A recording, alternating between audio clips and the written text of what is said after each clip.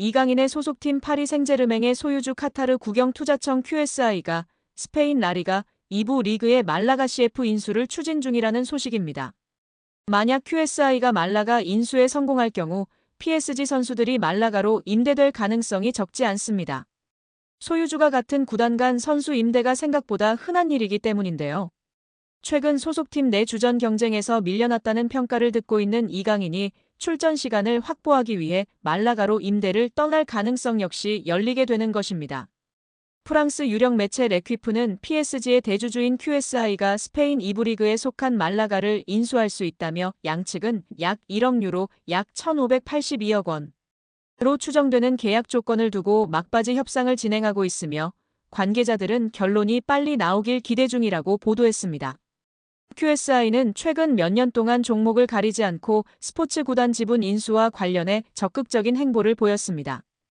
이들은 지난 2023년 미국 프로농구의 워싱턴 위저즈의 지분을 인수했고 2024년에는 아우디 F1 팀의 지분을 인수하는 데 성공하기도 했습니다.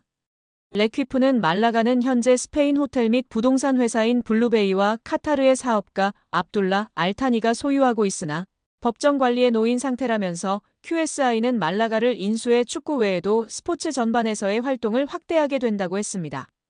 매체는 그러면서 QSI가 말라가에 관심을 갖는 이유는 여러 가지가 있다며 말라가가 2030 국제축구연맹 피파 월드컵이 개최되는 도시 중 하나가 될 예정이며 QSI가 말라가 인수를 통해 스페인에서 6번째로 규모가 큰 도시인 말라가 시장을 공략할 기회를 갖게 된다고 설명했습니다. 레퀴프에 따르면 QSI의 대변인은 QSI는 현재 유럽과 아메리카 지역에서 다양한 투자 기회를 검토하고 있다며 QSI가 스포츠 구단 지분 인수에 적극적으로 나서고 있는 이유를 밝혔습니다. 레퀴프는 QSI가 말라가 인수에 성공할 경우 이것이 PSG에도 영향을 미칠 것이라고 내다봤는데요. 언론은 만약 말라가가 1부 리그로 승격해 챔피언스리그에서 뛰게 된다면 같은 소유주가 관리하는 구단이 동일한 유럽 대항전에 출전하는 걸 금지하는 유럽축구연맹의 규정을 준수해야 할 것이라고 했습니다. 또 현재 PSG와 브라가의 경우처럼 PSG는 말라가와도 연결고리를 구축할 수 있다면서 최근 몇 시즌 동안 PSG에서 자리 잡지 못한 선수들 중 일부가 포르투갈로 이적한 사례가 있었다. QSI가 소유한 클럽끼리는 확고한 연결고리를 유지하고 있으며 말라가의 합류로 이러한 관계는 더욱 굳건해질 것이라며 긍정적인 부분을 조명했습니다. 만약 QSI가 말라가를 인수한다면 레퀴프의 설명대로 PSG와 브라가 그리고 말라가 사이의 연결고리가 구축됩니다. 맨체스터 시티의 소유주 시티 풋볼 그룹을 중심으로 맨시티와 뉴욕시티, 멜버른 시티가 협력하고 있는 것이나 RB 라이프치히, RB 잘츠부르크 등 음료 회사인 레드불이 소유한 구단끼리 선수 공유가 활발하게 이뤄지는 것처럼 PSG도 같은 효과를 기대할 수 있는 것입니다. 이는 PSG 입장에서 상당한 메리트로 작용할 전망인데요. PSG는 이를 적극 활용해 팀 내에서 기회를 받지 못하는 선수들이나 경험이 필요한 유망주들을 브라가나 말라가로 보내 출전 시간을 늘리고 경험을 쌓게 한 뒤 다시 구단으로 복귀시키거나 브라가와 말라가에서 좋은 모습을 보여주는 선수들을 영입해 가용 선수 풀을 넓힐 수 있을 예정입니다. 프랑스 풋 파리지앵은 지난 겨울 파리 생제르맹은 마르코 아센시오를 방출하고 이강인까지 내보내려고 한다. PSG는 신입생들에게 시간을 많이 주지 않는다. 오랫동안 자신을 표현하고 빛을 발할 때까지 기다리는 경우는 적다. 아센시오를 겨울에 내보내는 사례가 그랬다. 이강인에 실망한 PSG는 마찬가지로 내보내려고 한다고 주장했습니다. 이어 루이스 엘리케 감독은 다재다능한 능력을 보유한 이강인을 활용하려고 했지만 PSG 수준이 아니다. 이로 인해 PSG는 이강인을 팔려고 한다. 레알 마요르카에서 이강인을 영입할 때 2,200만 유로 약 348억 원을 투입했다. PSG는 이강인 이적료로 3천만 유로 약 475억 원을 원한다. 이강인의 기술력, 마케팅 가치를 생각하면 합리적인 가격이라고 언급했습니다. 프랑스 푸실은 이강인은 PSG에서 마지막 몇 주를 보내고 여름 이적 시장을 통해 떠날 것이다.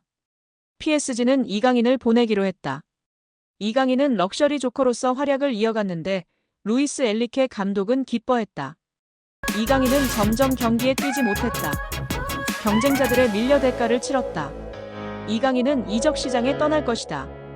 PSG 결정권자들이 확인했다고 이강인 방출설에 힘을 실었습니다. 이어 PSG는 이강인과 결별을 원한다. 이강인은 떠날 선수다. 이강인이 쉽게 짐을 쌀지는 알 수 없다. 이강인은 PSG와 2028년 6월까지 계약이 되어 있다. PSG 선수들 연봉을 생각하면 적절한 돈을 받고 있기에 고민은 될 것이라고 덧붙였습니다. 또 프랑스 르텐스포르트는 PSG는 이적 시장 동안 몇 가지 포지션에 변화를 주려고 한다. 새로운 선수를 최소 5명은 영입해야 한다고 전했습니다.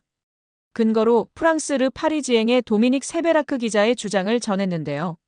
세베라크 기자는 PSG는 새로운 골키퍼, 아슈라프 하키미 백업, 또 다른 미드필더와 스트라이커, 그리고 이강인을 대체할 선수를 영입해야 한다고 말했습니다. 스페인 렐레보의 마테오 모레토 기자는 이강인, 하비게라, 이냐키 페냐를 관리하는 스페인 에이전트 하비에르 가리도는 이번 주 영국에서 많은 경기를 관전했다. 맨유, 아스톤 빌라, 에버턴을 포함해 몇몇 구단과 만났다고 하면서 이강인 이적설에 불을 지폈습니다. 여기에 맨유와 연결되는 부분은 놀라움을 주는데요.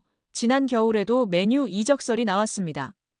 이탈리아 투토 메르카토는 이강인은 올겨울 유럽 축구 시장을 뜨겁게 달굴 수 있는 선수 중 한 명이다. 프리미어리그 두 구단이 그를 여러 차례 관찰한 바 있다. 뉴캐슬과 맨유에서 이강인에 대해 문의했다. 앞으로 며칠 동안 영입을 시도할 것으로 보인다고 언급했고 맨유가 다가올 여름에 중원 개혁을 시도할 예정이라는 소식이 알려지자 이강인 필요성이 주목됐었습니다. 프리미어리그 최다 우승 클럽인 맨유는 디 애슬레틱에 따르면 맨유는 시즌 TV 중계권 수입으로만 2억 2,200만 파운드, 약 3,700억 원을 벌어들였습니다. 이는 일부 프리미어리그 클럽의 연간 전체 수입과 맞먹는 규모입니다. 아디다스와의 스폰서십 계약도 2035년까지 연간 9천만 파운드 약 1,500억 원을 지급하는 장기 계약을 맺고 있습니다. 다만 강등 시 금액을 50% 삭감하는 조항이 포함돼 있습니다. 아디다스는 한 시즌 사전 통보 후 계약을 파기할 수도 있다고 알려져 있습니다. 맨유의 연봉 총액은 3억 6,500만 파운드 약 6,100억 원입니다. 이는 하루 100만 파운드 약 17억 원을 지출하고 있습니다. 대부분의 프리미어리그 구단이 강등 시 50% 임금 삭감 조항을 두고 있지만 맨유는 이런 조항이 없는 것으로 알려져 있습니다. 한마디로 미친 듯이 돈을 뿌려대는 클럽입니다. 최근 곤두박질 치는 성적 등 어려움으로 인해 직원 구조 조정 등을 시행하고 있으나 그래도 이강인이 입단 시 현재 받는 연봉의 2배는 받을 것으로 예상하는 적이 지배적인 상황입니다. 천재 미드필더 이강인이 세계적인 플레이메이커와 함께 국제축구 역사통계연맹 IFFHS 플레이메이커상 후보에 나란히 오르며 화제입니다. IFFHS는 지난달 말 공식 홈페이지를 통해 이강인, 리오넬 메시, 케빈 더 브라위너, 주드 벨링엄 등으로 구성된 2024년 월드 베스트 플레이메이커 후보 15인을 발표했습니다. 월드 베스트 플레이메이커상은 통계연맹이 2006년부터 매년 세계 축구를 빛낸 최고의 플레이메이커에게 수여하는 상으로 수상자에겐 황금공 트로피가 수여됩니다. 세계 축구 전문가의 투표로 최종 수상자를 선정하며 통상 연말에 수상자를 발표하는데요. 역대 수상자 면면은 화려합니다. 메시가 통산 최다인 5회 수상했고 사비 에르난데스가 4회, 더 브라위너가 3회, 안드레스 이니에스타가 2회 수상하며 메시의 뒤를 이었습니다.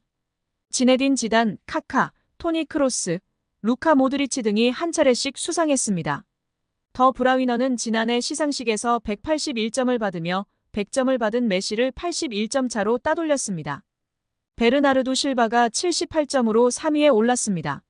시즌별로 가장 창의적인 플레이를 펼친 선수들에게 트로피가 주어졌는데요.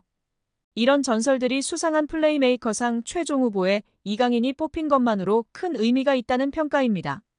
통계연맹은 최근 두 시즌 이강인이 공격 포인트뿐 아니라 프랑스 리그1과 유럽 챔피언스 리그에서 선보인 드리블 돌파 찬스 메이킹 등의 능력을 높이 평가한 것으로 보입니다. 이강인은 올 시즌 챔피언스 리그에서 키패스 11개를 기록하며 전체 공동 4위를 질주하고 있는 상황입니다. 또한 프랑스 현지 150만 대형 축구 유튜버도 이강인만이 파리에서 공격적인 전진 패스를 하는 유일한 선수라며 극찬을 아끼지 않았습니다. 그는 개인 방송에서 이강인이 엄청나게 좋은 킬패스를 찔러주지만 그것을 골로 마무리할 수 있는 선수가 없다며 안타까워했습니다. 이강인만이 앞으로 전진하려고 노력하는 유일한 플레이어였고 파리 생제르맹의 활력소라고 극찬했습니다.